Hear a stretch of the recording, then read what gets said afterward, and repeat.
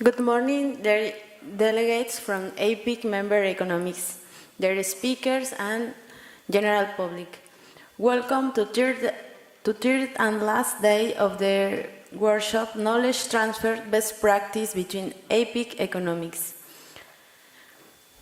Thank you to Concitec for being host and collaborating with CONACYT for this event. During the workshop, topics of policies and mechanisms were covered, and on this last day, the final conclusions of the entire event will be made.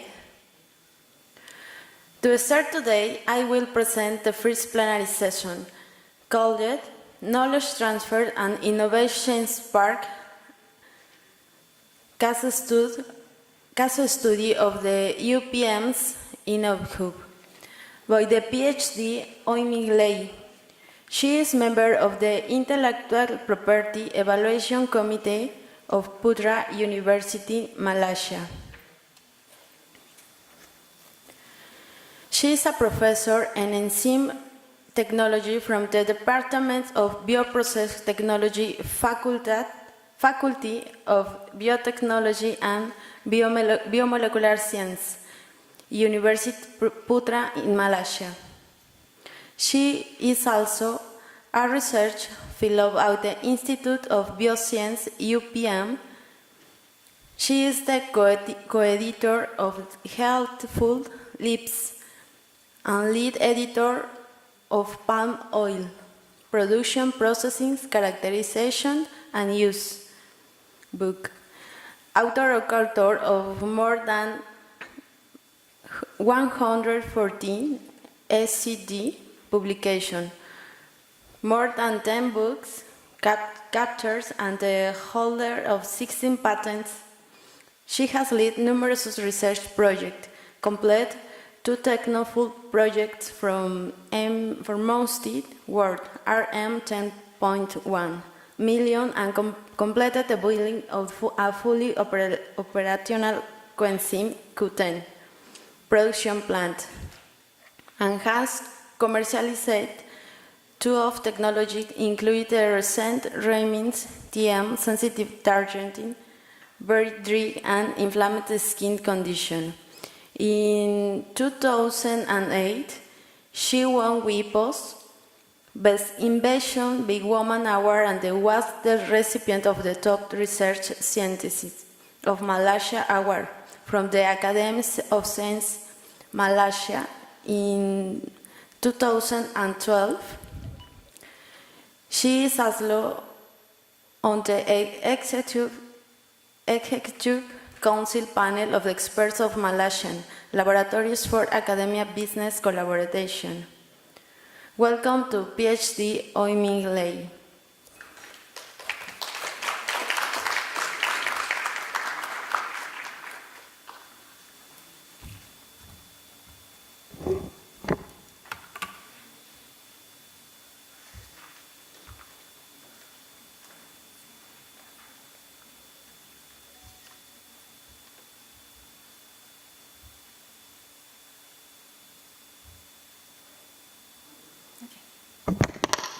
All right, good morning, buenos dias.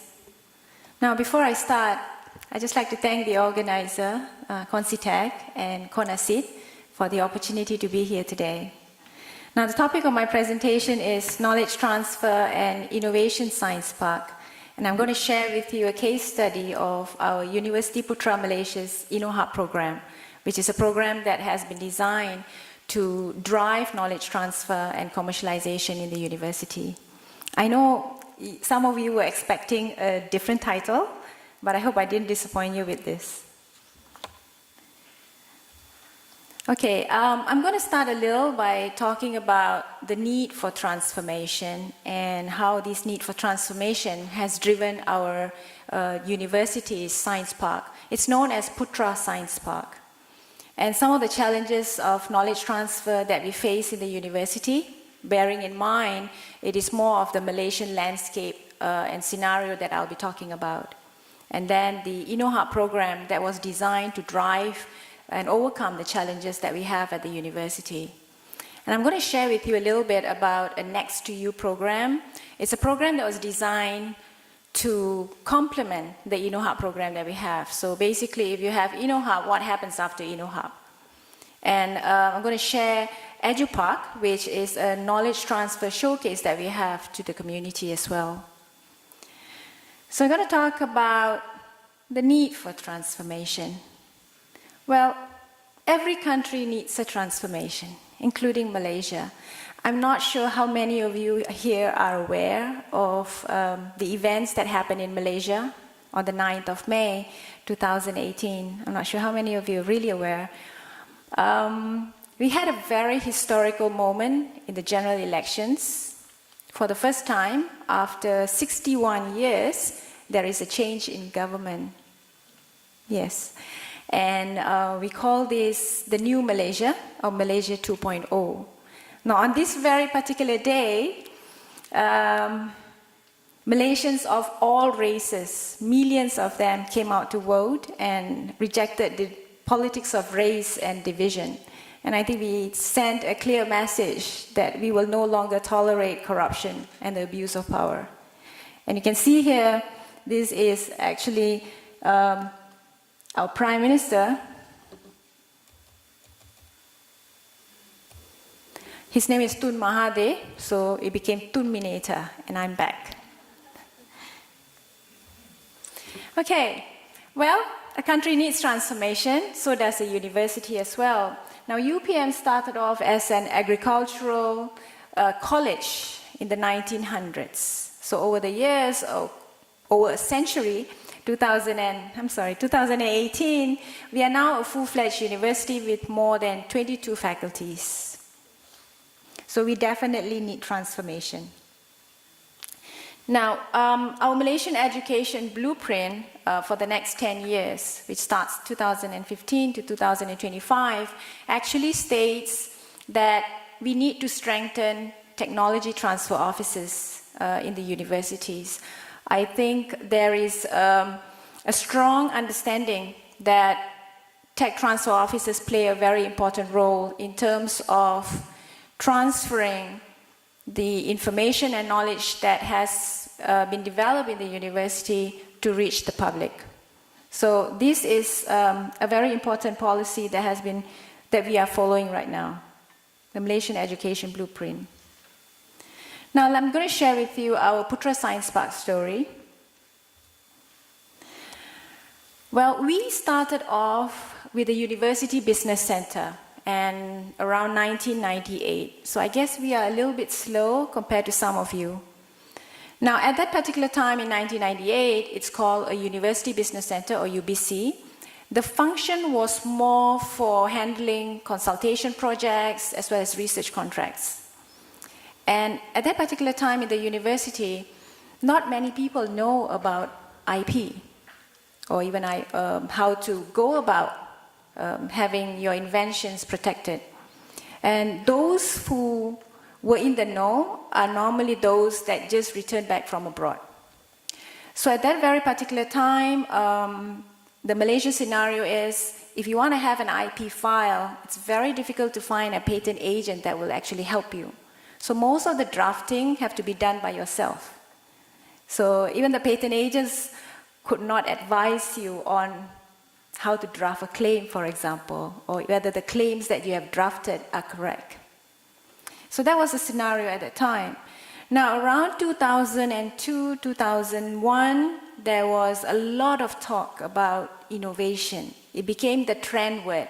Everybody was talking about innovation, the government was talking about it, the ministry was talking about it as well. So what happened was there were a lot of courses that were being conducted at ministerial levels as well as at university levels. And there were groups of administrators as well as researchers that have been sent abroad to see how innovation and commercialization, especially in the universities, were handled abroad, and hopefully to bring back a model that can be adapted in our local universities. So in 2006, the University Business Center was abolished and it became known as innovation and commercialization. Now, during this period of time, everybody wanted to be involved in innovation and commercialization. The main reason was because incentives were given by the ministry as well as the universities. A lot of incentives. If you file a patent, you're going to get some money. If your patent gets granted or approved, you get more money. And filing a patent or being involved in commercialization became a requirement for promotion.